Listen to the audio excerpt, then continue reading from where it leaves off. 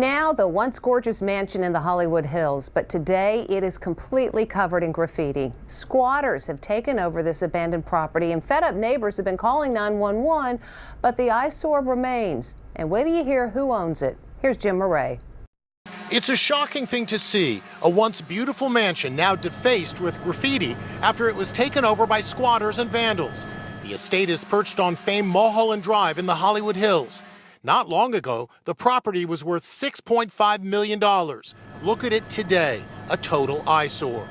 As I walk along the property past the graffiti, I approach the front gate so I can see if there's anyone inside.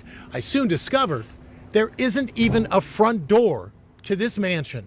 Outraged neighbors say the mansion has been abandoned for 5 years, which has given squatters the opportunity to come and go as they please.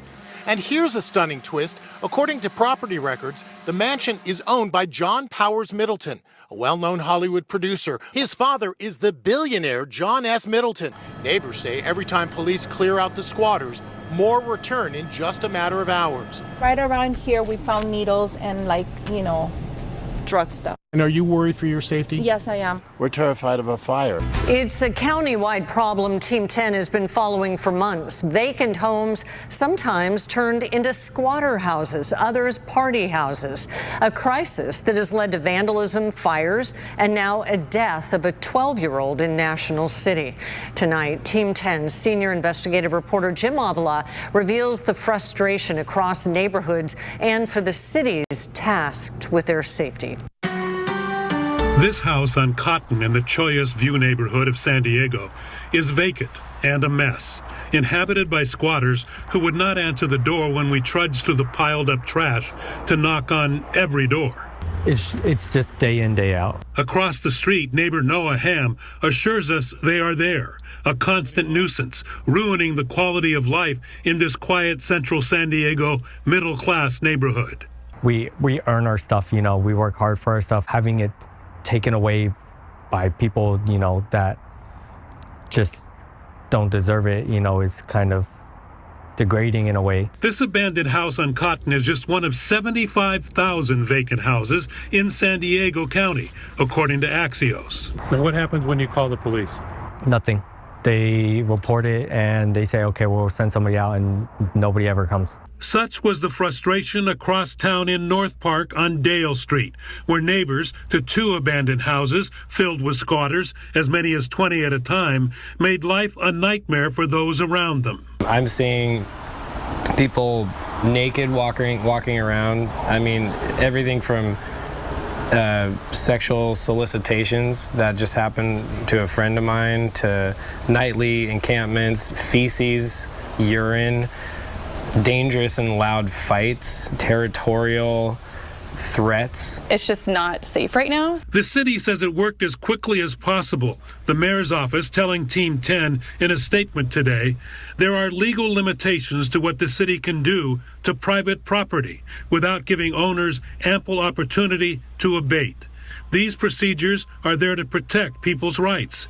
Code enforcement and the city attorney's nuisance abatement unit worked as quickly as they could within the legal confines to get it addressed. Frustrated, the neighborhood group battled the owner of the 2 properties, but it wasn't until an early morning fire broke out that the city forced the owner to board the place up and sign paperwork that allowed police to evict unauthorized tenants. On Dale Street in San Diego, it took a tragedy, a midnight fire that sent the squatters running into the street. They haven't come back because the owner finally boarded up the house. And across town in National City, another tragedy, the death of a 12-year-old boy, and neighbors are hoping that tragedy will mean that the police and the property owners will move faster. This National City neighborhood, again trouble-free until the 2 houses on the hill, purchased by real estate investors who promised to rehabilitate the homes, went vacant for months, attracting partiers. So I heard one bang, and then a couple of, after that, 4 of them.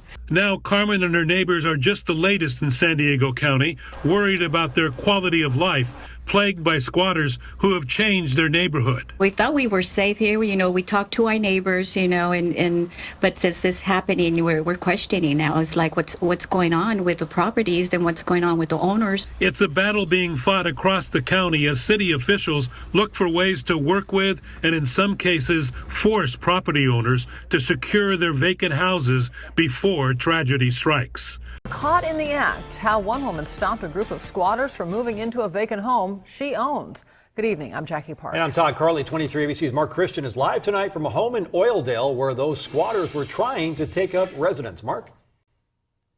Well, guys, if you think if someone is living in a home illegally, it'd be a simple case to get them out. Well, squatters move under the radar to try to move in very fast, and in some cases even changing the lock so they can move in before the owner finds out. I saw like about 20 people at my property trying to move in as fast as they could. After her previous tenant moved out, the home had only been vacant for 10 days. Unfortunately, some of these squatters have gotten pretty sophisticated. Rena Chanty was getting her home ready to put it up for rent when a neighbor called to tell her someone was trying to move in. The squatters were moving in a refrigerator, a washer and dryer. Basically everything a house needs. They were even putting up their decoration pieces, and they had changed the locks. When deputies arrived, the squatters were still in the process of moving in. Though not commenting on this specific case, Ray Pruitt with the Sheriff Department says squatters can take refuge under the California tenant law and have even been known to falsify rental agreements. Once they're in that property, in some cases it's very hard to get them out of that property without legally evicting them. In cases like this, law enforcement's hands are tied because if the squatter presents what appears to be a legal agreement, it comes down to he said, she said. Sometimes we can't determine if the squatter's in the home legally or not. They know the system and they know how to play the system. Fortunately for Chandy, the squatters did not get that far and could not provide any documents to law enforcement. At that moment, the cops told me it was my word against their word, and I had to prove that I owned the property, which I had the paperwork on me. Begin now with an update to a Channel 2 Action News investigation. A local Army officer is back in her DeKalb County home tonight, a week after we told you about how a squatter had moved in and was living in her place. Well, the woman's crediting Channel 2 consumer investigator Justin Gray for getting her back in her home. And Justin with us, and that squatter is now behind bars. Well, Justin, normally homeowners are told they have to go through the eviction process, which can take months. That's what Lieutenant Colonel Delia Duray was initially told by DeKalb police earlier this month. But after our Channel 2 Action News story aired, the DeKalb Sheriff's Office contacted her and said they will circumvent that process with something called an intruder affidavit. If it wasn't for Channel 2, Justin Gray, I wouldn't be here today, and I'm truly grateful.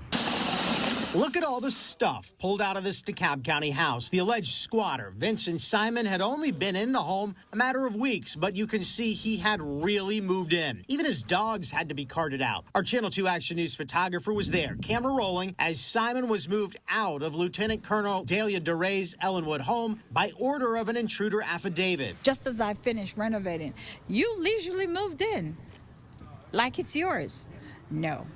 I was not going to let this go. It was 1 week ago that Lieutenant Colonel Duray first reached out to Channel 2. She'd put her home up for sale while away on Army active duty in Chicago when this convicted criminal moved in, putting up beware of dogs signs and cardboard in the windows, claiming he had a lease. Duray was told by police she would have to take him to court and go through a formal eviction process. I felt violated.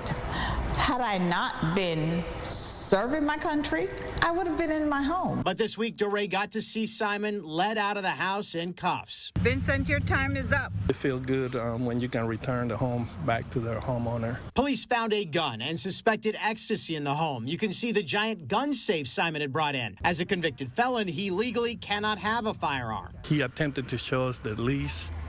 That's not what the law allows. Normally showing a bogus lease or even just claiming to have a lease is enough to get a squatter case kicked to a months-long court battle. You want to have protections of tenants, but you don't want protection of squatters. DeKalb County Attorney John Ernst has been fighting a similar squatter case for a client since February and says these cases regularly drag on for months with delays both in the courts and with the marshals. His client still isn't back in his home. It's been 3 months since they were moved in. And we'll probably have at least another month and a half. But with the sheriff's office bypassing that eviction process, Duray now has her house back. I came here with a mission in mind to get him out of my house and put him in jail where he belongs.